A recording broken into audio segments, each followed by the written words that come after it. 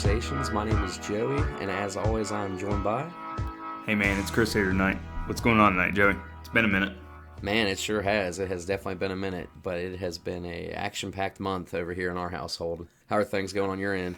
Oh, good man. But I know you've been you've been dealing with schoolwork on your end, so that's Yes. a little different than what I've been dealing with. Man, yeah, my boy, he started kindergarten, as you know. The listeners may not know that, but started kindergarten back in August, and whew, it's been crazy trying to teach this kid the alphabet and how to write and all this stuff. It's fun, though, and he's doing fall t-ball, and yeah, it's been action-packed for sure. That's awesome, man. You only get to have this age once, so just enjoy it. That's right. That is right. It is so much fun. And to our listeners, if you guys are returning listeners, thank you for bearing with us over the past month where we kind of took a little break. So we definitely appreciate you coming back to join us on the show. Absolutely, man. Now that it's fall time and it's starting to get darker out, I'm sure we'll be cranking out more episodes. Oh, yeah, for sure. Definitely have a little bit more time. I just tagged you on the Parker McCollum album news. I don't think he didn't say a date, but I'm guessing that's going to be later this year. So we'll definitely cover that when that comes out. Yeah, and then the one song, Stoned, it's unreleased, but he leaked the title, so I wonder if that's going to That's right. It wouldn't surprise me if that comes out Friday or maybe next Friday. That's what I think, too. And then Hardy's releasing Jack on Friday. Yeah, is that a song that the fans know, or is that a totally new song? He's played it live a couple times. I've seen a couple of videos of it. Yeah, it's pretty good. It's I like it. I don't know when this episode that we're recording right now is going to drop, though. So these songs may be out by the time this episode drops. I'm not sure because today is Wednesday. Yeah. So I'm going to try to edit this and get it up for the weekend. But, as I mentioned, my schedule's crazy. So we'll see what I can do. But anyways, this may be past tense by the time you guys hear it. But we do have a fun one tonight. We're going to be talking about Jon Pardi's latest project, Mr. Saturday Night, that dropped on September 2nd of this year. Absolutely. It's a good one. Yeah, dude. I would go on a limb and say it's probably my favorite Pardi album, actually. Yeah, it's Pardi. He's super consistent. He always delivers. So he's never really put anything out that is not true to kind of his brand. And really, I can't think of anything he's ever put out that I didn't like. So I think we both knew that we were going to like this one. Absolutely, man. Totally. He doesn't really change the formula much. It just what he does just kind of works for him. And yeah. The fans. Well, but he's also so different than almost everybody else that he doesn't have to. He's not chasing the Nashville trend, so he can stay true to himself. Similar to Kojo and Riley and some of the other more traditional, that they can kind of just stay themselves and let the rest of Nashville sound different. So it works well for him. Yeah, absolutely, man. And he's doing his first kind of bigger headlining tour this year, which, he's not doing like major arenas. He's doing more of the smaller arenas, but the tickets are selling pretty good. Yeah, he did a bunch of the smaller, not smaller, but kind of mid-sized amphitheaters, and they all sold out. I know the one up near you, last week, we were thinking about going. It sold out. The tickets were outrageous, and yeah, I know he sold out the one that's right south of Nashville. You're talking 8, 9, 10,000 people. I was gonna say like 7 to 10,000 people probably what these places hold, and he's selling them out. Yeah, Pardi's just got a pretty loyal fan base, and it's definitely grown over the years. So he's fun live too. Absolutely, man. And speaking of Jon Pardi, real quick before we get into the album review and rank our top 5 songs, I did kind of want to just touch on his history a little bit, so to speak, just kind of about where he's from, kind of what he's done on the charts up until this point, and then we'll get into our thoughts about the album completely and all that good stuff. But what you got? Yeah, so some of you all may know this. Some of you that are not huge Jon Pardi fans may not know all this information, so we just kind of wanted to dive into it a little bit before we get into the album. But Jon Pardi actually grew up in Dixon, California, where he attended Dixon High School and graduated in 2003. And Pardi started writing music at age 12, and by the time he was 14 years old, he formed his own small band, which is pretty impressive for 12 to 14, already writing songs and forming a band. Absolutely. And right after high school, he moved to Nashville to pursue his career in music and was signed to Capitol Nashville, and he's released 4 studio albums up until this point. That's including the latest project. So he's got Write You a Song, California Sunrise, Heartache Medication, and Mr. Saturday Night. He's charted 12 singles on the Billboard Hot Country Songs and Country Airplay charts. And 5 of those have hit number 1 on the country airplay chart. Yeah. That being said, the 5 that have hit number 1 are Head Over Boots, Dirt on My Boots, Last Night Lonely, Beer Can't Fix, which is with Thomas Rhett, and Heartache Medication. All good ones, man. Yeah, and for those of you that may not be familiar with Pardi's music, it's very influenced by neo-traditional country music. So a lot of steel, fiddle, honky tonk. It's kind of timeless. It sounds like it could have came out in the '60s, the '80s, today. I mean, it's definitely got that classic California feel to it. For sure, and very straight instrumentation. It's not overproduced. It's not poppy. You're not going to get that out of Pardi. So yeah, and I think you can say that for all of his projects that he's put out. Absolutely. I actually need to go back. I mean, I've listened to the first record, and I definitely listened to it when it came out. But California Sunrise was just such a career changer for him that's kind of, I think most people probably think of that kind of as his big moment to kind of break out. Yeah. And it's the one that's, it's getting ready to go double platinum. It's probably one, maybe one of the 5 or 10 biggest albums of the last decade. But I mean, that first record, Write You a Song, I mean, it's got some killer stuff on it too. Yeah. Oh, it really does. It's got 11 songs that actually came out on January 1st of 2014. Oh, wow. I can't believe it's been that long. Gosh, that's a long time. Like 8, going on 9 years. Yeah. It doesn't seem like it because, I mean, like you said, that second album is really what kind of threw him into the spotlight, so to speak, of the mainstream. So yeah, I'm sitting here as we're recording. I'm looking up, and my vinyl copy of California Sunrise is staring at me as we're recording this. That's awesome. I need to get some. Which I'm sure that sometime down the road we'll do an episode on that one because that's, like I said, that's an all-time classic album. Absolutely, man, for sure.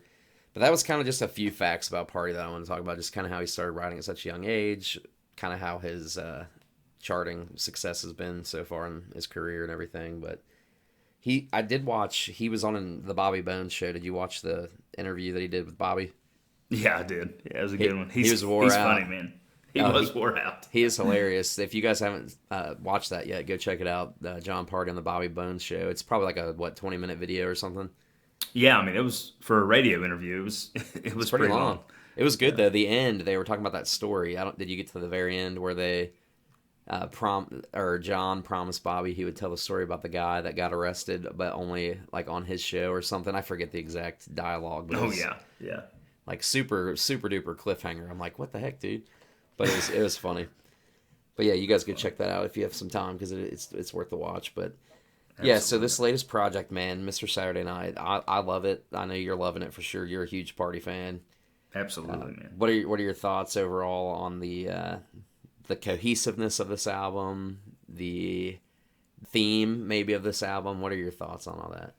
Yeah, I mean, with Pardi, it's definitely these last 2 records, Heartache Medication and now Mr. Saturday Night. Man, if you close your eyes, you feel like he is singing about people that are in a Texas honky tonk. I mean, it's like, he definitely sings about the characters of country music. It's no one could listen to this record or to Pardi and think that this is not country music. A lot of people, have different opinions on current country music, but definitely when it comes to Pardi and his music, this is unmistakable country music to its core. Amazing real instrumentation. It's what's it got? Is it got 14 or 15 songs on it? I mean, it's a good length. It definitely does not feel too short, and I think we both are probably going to have it definitely pretty high on our year-end list. I think you'd be correct in that assumption, my friend. Yeah. What was your overall thoughts on it? I agree with you, man. I love what Pardi's done these last 2 projects, especially. Again, kind of to echo what you've said, the instrumentation and how it's just genuine country music. And it's, like you mentioned a little bit ago, he's not doing what anybody else is doing. He's just so different than anybody else you're going to hear on mainstream country radio. And not even just in the production quality, but even his voice and his vocal is just so distinct. And I can't think of anybody that could really compare it to. Yeah, I mean, I think about that too. From the 90s, there's something about his voice that reminds me of a little bit of Clint Black. They kind of have that like tearing my beer whine to their voice a little bit. Yeah. And I mean, it's not the exact same as Clint Black, but they definitely have a little bit of a similar tone to their voice. Sure. Yeah, I could hear that. I definitely could hear that.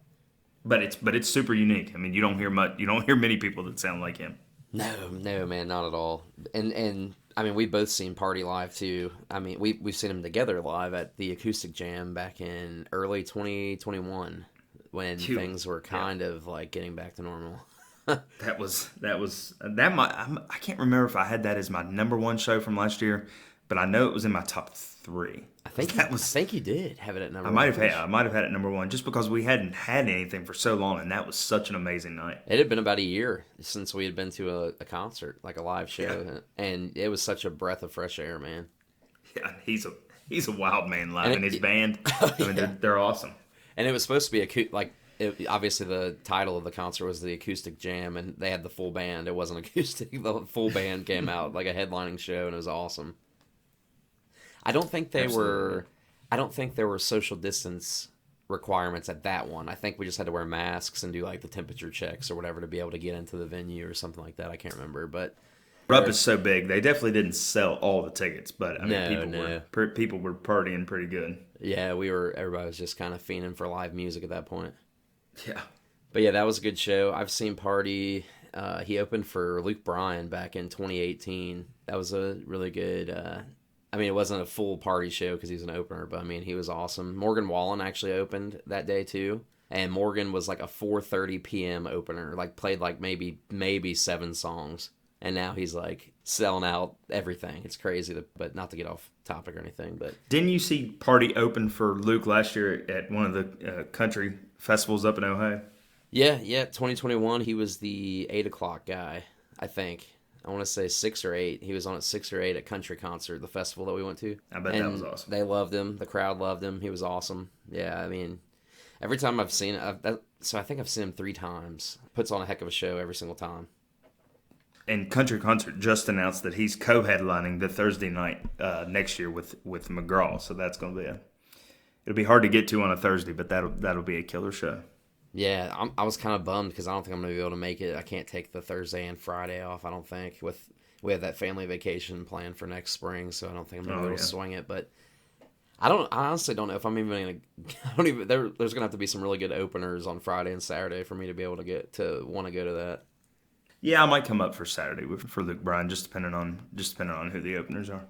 Yeah, because Dierks Bentley's Friday night as the headliner, and then Luke Bryan on Saturday, and. Nothing against Dierks. I like a lot of his older stuff, but he's just not. I've never seen him live, so maybe it would be worth going. I've heard he puts on a really good show. But yeah, he does. I mean, he does put on a good show. I was actually at a Dierks show 8 years ago tonight. It popped up on my Facebook. Look at that. I just have never gotten into him hardcore. I mean, I definitely the hits and all that. I can get into those, but I've just never really done a deep dive into his music over the years at all. And Luke Bryan, I feel like. Me and my wife and I, we've seen him so many times. We went to see him with Riley Green a couple weeks ago, and we left early just because we've seen Luke's. And Riley sold us. We were gonna go, and then when we found out Riley was an opener, we're like, all right, we're gonna get some tickets and go see Riley. And then Luke came out and was like purring at the crowd and saying all kinds of weird stuff. He was just being goofy, and it was funny. Like it was comical, and we were just like, yeah, let's get out of here. So we went and got some dinner, but. Riley was killer. I was surprised at how much the crowd was not into Riley, though. Yeah, man. I mean, I don't know. Riley's got a huge, like, hardcore fan base, but at a Luke show with 25,000 people, I don't know. A lot of those people only know the stuff on the radio. And, Riley's only had a couple huge radio hits, and it's been a while now. He's got the single with Thomas Rhett right now that's kind of flying up the radio chart, but yeah. But for people like you and me to see Riley in a smaller venue is amazing. But that's a lot of people, and Riley's going to open the stadium shows for Combs next year, and so that's going to be 60-some thousand people. I don't know. That's a lot of people, man. I don't know. It was fun, and the people in front of us were really funny. They were making fun of me because I was singing along to all of Riley's songs or whatever. People were dropping like flies, man. Drunk people just dropping like flies. There was a few fights we saw. That was another reason we left. We were like, man, this is crazy. This is. Like funny, within like 10 yards of us, like probably 3 fist fights, and we're like, we're getting out of here. This is bonkers. That's too much. Yeah, I was like, this is bizarre. You're probably not going to have that kind of stuff at a party show. Party kind of makes everybody happy and have a good time. Like, party Yeah. is the ultimate put a smile on your face guy in country music right now. But let's jump into this ranking. Let's rank our top 5 songs off Mr. Saturday Night. I'll kick it off. Let's do it, man. What do you got at number 5? Number 5, man, I've got the clever title here, Reverse Cowgirl. And That's awesome. I would say, like everybody else, I thought this was going to be like a super inappropriate song, and I was waiting for it to be like comedic and like funny or whatever, but like good. But it's actually turns out to be like a sad kind of longing for your woman to come back song, a breakup type song. It does, man. It's a good one. So, but it really is a good song. The instrumentation's great. His voice on it's good, and the I'm a sucker for the heartbreak stuff, so it was good. Oh, yeah. It's a good one, man. It's a real good one. For sure. What do you have at 5? Number 5, I've got the title track, Mr. Saturday Night. I love that one. It's kind of similar to Reverse Cowgirl because it's, it makes you think, okay, is he talking about being the life of the party on Saturday night? Or as you come to find out, it's kind of a double meaning of he missed her on Saturday night. Mm-hmm. So, I mean, this is just, classic country trope and themes and for sure. And party pulls this stuff off. It's honestly, his voice does not sound like George Strait at all. They've got very different voices, but the instrumentation and the themes of the music would remind you a lot of some of the really classic kind of cowboy country George Strait, Brooks and Dunn stuff. For sure. And this, the two that we just mentioned would be right up there with some old classic 90s stuff. Absolutely, man. Number 4, I've got Last Night Lonely. Oof. That was one that was smash. released a little before, the album dropped, but I love that one. I think it's a hit for sure. It's good. Basically his way of say it could be this woman's last night lonely and he could be her man. But that's right, man. It's a jam, dude. It's a jam. Lead single, number Dylan 1. Marlowe wrote on it. That's right. You just cool. met him. Yeah, I met him. He opened up for Hank Jr. up in Dayton, and I think I told the story on the podcast a few episodes ago. I can't remember, but he was walking by the merch table, and I stopped him and just introduced myself and talked to him, and he was a super nice guy. And he was a great opener. I forget, did he perform this song? Yeah, yep, he did. That's cool, man. So that was cool. But yeah, that's why I got number 4, man. What about you? Oh, number 4. Let's see if I want to switch it up. No, I'm going to keep it. Number 4, Neon Lightspeed. Oh, that's a good one. Yeah, I mean, they're all good. Honestly, yeah, they are. I mean, the whole this entire project is super strong, and we could put pretty much anything on our top 5. But I don't know. There's just something about the slowness and kind of rhythm of Neon Lightspeed that, I mean, I don't know. It's a classic party. Love it. I've gone back to. I mean, I've already listened to this record probably 50 times, so it's not like it's not like it's still fresh because I've already burned it into my memory. So it's if a song sticks out after you've listened to it for this long, it's definitely something that you like. So number 4, I've got Neon Lightspeed. That's awesome, man, for sure. Man, we're at number 3. Number 3, I've got the title track, Mr. Saturday Night. Awesome, man. For most of the same reasons you did. I love that double meaning. It's kind of like, a trope of, like you said, a trope of country music. And, he goes from where you think, like you said, he's the life of the party. He's Mr. Saturday Night when he walks in. Or he missed her Saturday night. So I really like that play on the words. And I love it, man. It's an awesome song. It is awesome, man. It's funny because, not that long ago, a lot of this stuff people would have said, "Oh man, this just sounds like everything else," but now we're in such a place in country music with kind of the bro thing is kind of coming to an end, but there's still some of that going on. There's so much electronic instrumentation. There's so much, just different kinds of country music now. So when you go back to somebody like Pardi that's just straight down the middle 80s, 90s country, that it almost sounds fresh again. You know what I mean? Oh, yeah. I agree with you 100%, man. It's a good time to be a country fan, dude. There's a lot of good stuff out there. Whether it's absolutely, man. Whether it's your independent artist just trying to make it and post on TikTok, your radio singles are really good right now. I mean, it's Tyler Childers is about to drop a new album, 8-song. Well, however you want to look at it, 8 song, 24 songs. They're just 3 different versions of 8 songs, but it's still really cool. But it's a good time, man. It is, yeah. Number 3, I've got the one that I think sonically sounds the most different, and I would guess might be a single next spring, Santa Cruz, number 3. That one's great. It is, man, and it's just, I don't know, it just sounds like the ocean to me. Like, It's very beachy. There's just something, yeah, it's very beachy, Like, very... it makes you feel like, yeah, I know what you're saying. It's like his version of Marina Del Rey or, any of these, like, kind of just location kind of, I fell in love at this location and this is what it means to me kind of songs. But Pardi just pulls it off. For sure, man. We got it, number 2. Number 2, I've got Rain Check. Oh, I do too. Do you really?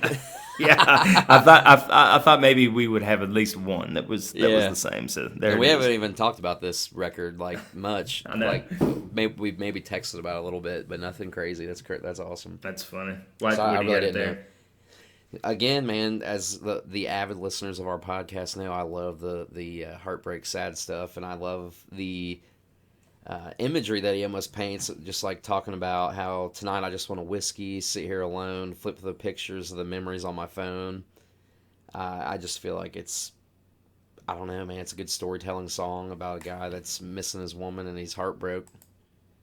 So good, man. And I love the line where he's, but tonight I need a rain check on moving on, because he just wants to sit there and be sad and reminisce on that relationship that didn't work out, but it's a great one. It is a great one, and he refers to Keith Whitley. Yeah, So I was just about to say jukebox some Whitley. Oh man, that pushes it over the edge right there. Love it, man. So So you had that good, at number man. 2 as well. So I did. We all know that. Man, number 1, I have got Hung the Moon. Ooh, there you go. I love that one, man. I remember he leaked it on TikTok or whatever, like, I don't know, a week or so before the album dropped. And it was like a minute of the song, and I was like, holy crap, this is good. I love his delivery on it. When he's singing the chorus about, I hammered down that fast lane pedal, slow dance with the midnight devil, that part, I just love it, man. And no matter, it's kind of like he's just saying, like, no matter how bad I've screwed up, this woman still thinks that I hung the moon on the best thing that's ever happened. So I think it's kind of relatable, being in a relationship of marriage where you're not a perfect person, but the person that loves you thinks that you are the best person. So That's great, man. really good song, man. Very country, awesome. very country. Love the instruments, love the production. What do you have at number 1, my man? Absolutely. Gosh. Well, I love that one, and that one didn't even make my top 5, which is crazy. They're working on the second single right now, but he's got the other single with Midland, Long Neck Way to Go, that's on this record also. Neither one of us have mentioned that. That's a killer song. That's a jam. It is a jam. Fill Her Up is a jam. The second single that they just announced is Your Heart or Mine, and neither one of us have that. Yeah, that's a great one. I mean, there's probably one on here that I don't love, but I don't hate, Yeah. and it's I wonder if it's going to be the Smoking a Doobie. Okay. Yeah. That's not what I have at number 1. Yeah, I don't necessarily hate it, but it's just not Yeah. one that I'm like, oh, this is amazing. It's kind of goofy, It is goofy, song, yeah. but it's cool. So I think the one that I have at number 1 is kind of goofy too, but for whatever reason, it is stuck in my head like all day, every day. So Which one the is song it? that I have number Oh, I 1 think I is know. Working on a New One. Oh, nice. Okay. I love it. It is so stuck in my head. When he goes into the 1 for the money, 2 for the party, 3 for the Yeah. whiskey and the beer on ice, it's just like I love that. trapped in my brain right now. And Party, he's good for a heartache, but he's also good for you go back to Dirt on My Boots and Night Shift and Heartache on the Dance Floor. I mean, he can get down with a party song too. So 100%. His It's concerts good, man. can go from like 0 to 100 quick, like sad. Yeah, and back, and then heartbreak, back. party, I mean, and then back. he's I yeah. agree. This awesome, album has a man. lot of substance to it, man. It kind of goes all over the place, but it works. It fits well. Absolutely. I know I had mentioned this to you on another interview that I had read, but they've already got the deluxe version done for next year, and there's supposedly a duet with Luke Bryan on there. That'll be so we'll be interesting. it's hard to imagine those two voices together, but Right. I'm sure it'll be good. Oh yeah, for sure, man. Well, Yeah. that's our top five, guys. Comment on our social medias and let us know what you think. But let's go ahead and rank this project out of 10, man. What would you give Mr. Saturday Night by Jon Pardi on a 1 to 10? Oh God. Well, 9.5 probably. I don't know. Yeah, It's hard for me to imagine that he could have done much better than this. I mean, this is an awesome record. I agree, man. I would probably go. Man, I was gonna. I'm torn. I'm gonna go an 8.5. 8.5 on this one. Oh, okay. But I agree with. know I you just. still I, love it I was then. gonna say 9, but I didn't want to be in your ballpark. I'm like, I don't want to copy. I don't want to copy you, so I'm gonna take half a point off. Well, I guess you were a 9.5. I'm gonna go 8.5 to 9 out of 10. I mean, it's. Yeah. I've listened to it over and over and over, and I keep going back to it, and I think it's one that is going to be an all timer for sure, and one that I always go back to. So You're gonna have to go get that signed. What is it? Art? What do they? I don't even know what they call it. What do they call it? signed art card. Art card. yeah. So for those, real quick fun fact for those of you that don't know, Chris makes fun of me because anytime an artist that I like puts out a new album, a lot of them have been autographing CDs and vinyl to help with album sales. Is our conspiracy belief anyway. And so I'll buy them because they're usually like retail price for an autographed CD. Why not? I love country music. I collect country music memorabilia. This is good stuff to have. And John has it on his store, I think, and then the Universal website. You can buy like a boxed set with a quote unquote autographed CD and a T-shirt in a special edition box. But the CD or the CD booklet isn't actually signed. It's just like a little art card that they throw in. And I'm like, I'm not buying that. I want it on the booklet or the disc. That's right. So I haven't pulled the trigger yet, but we'll see. They still have them available. I checked the other day. Well, as of the other day, they still had them. So if you guys are interested, go check it out and get you one. I think it's like $35 plus shipping. Yeah, you get a T-shirt. And you get a shirt. You get a shirt. CD, yeah. So, I mean, it's a good deal. Really is, because most concert T-shirts are what, $35-$40 Yeah. when you're at the shows. I don't know about John's prices, but I'm just ballparking an average there. But anyway, that's a whole other topic. We'll talk about my merch obsession another day. But That's man, funny. that's it. That's Mr. Saturday Night, guys. You got There it any is, final man. thoughts on this one? I can't wait to see what dates he announces for next year. Hopefully he comes. Hopefully he comes close, other than country concert, because like we said, that's a Thursday night, and I probably won't be able to make it up, and you probably won't be able to make it. Right. But I do hope he comes close to us next year, because he puts on a freaking amazing live show.